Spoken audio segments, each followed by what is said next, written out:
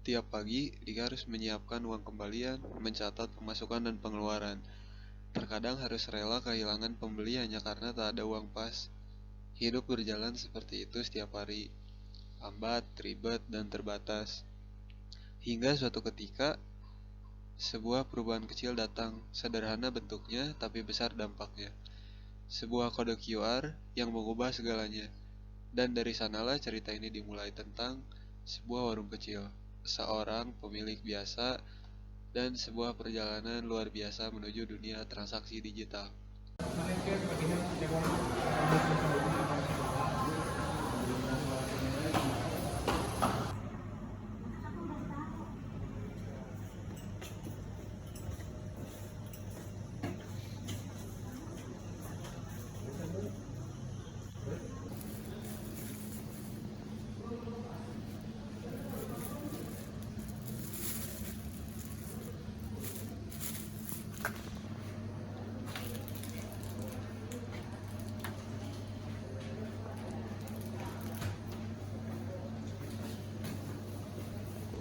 Ayo ini jadi berapa?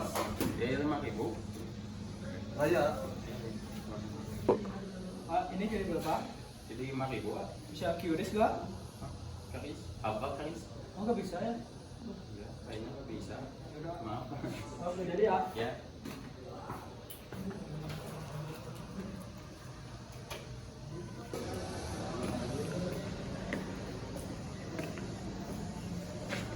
Baganya dia dulu, baganya dulu. Enggak, warungnya gak bisa QRIS. No. Mending kita jajan di luar aja. Ayo. Akhirnya, Ilham yang terlanjur kesal memutuskan untuk jajan di luar dan mengajak temannya.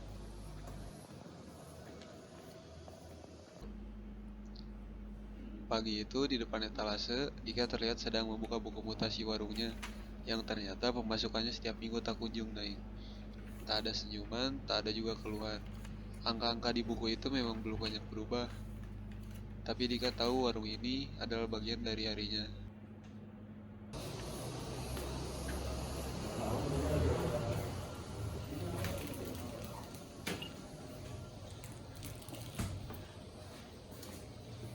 Pak, ini minuman harganya berapa? Teh 5.000. Pak, ini QRIS-nya di belah mana ya? Aduh, Pak.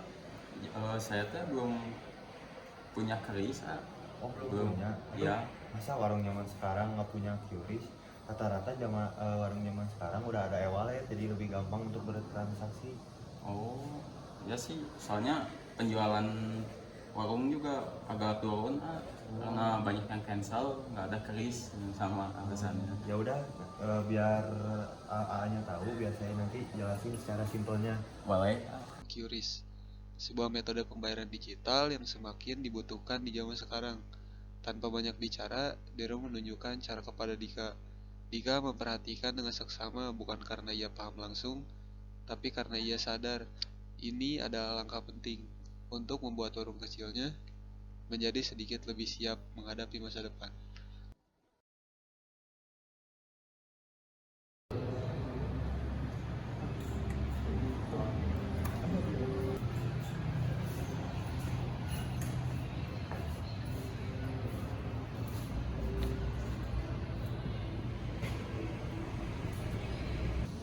Warung ini bukan tuh, ayo jajan.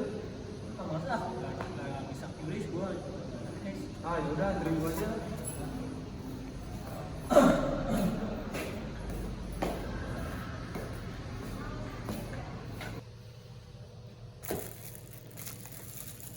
Caranya udah bisa pakai QRIS ya?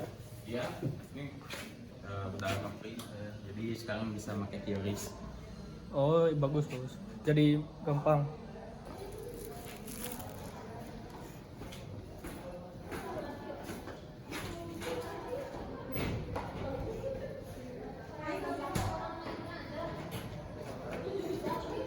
Ini beli ini ya di QRIS ya.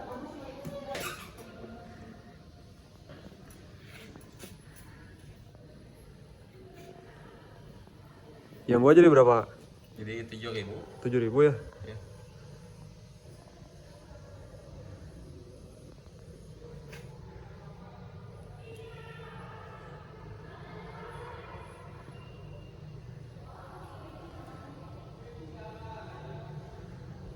Ini ya. Ini buktinya. Oke. Ini gue jawab buktinya.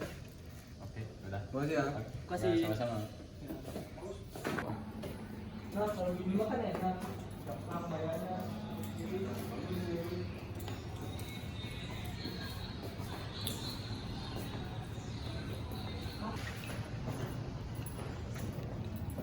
Wah, sekarang udah ada QRIS ya?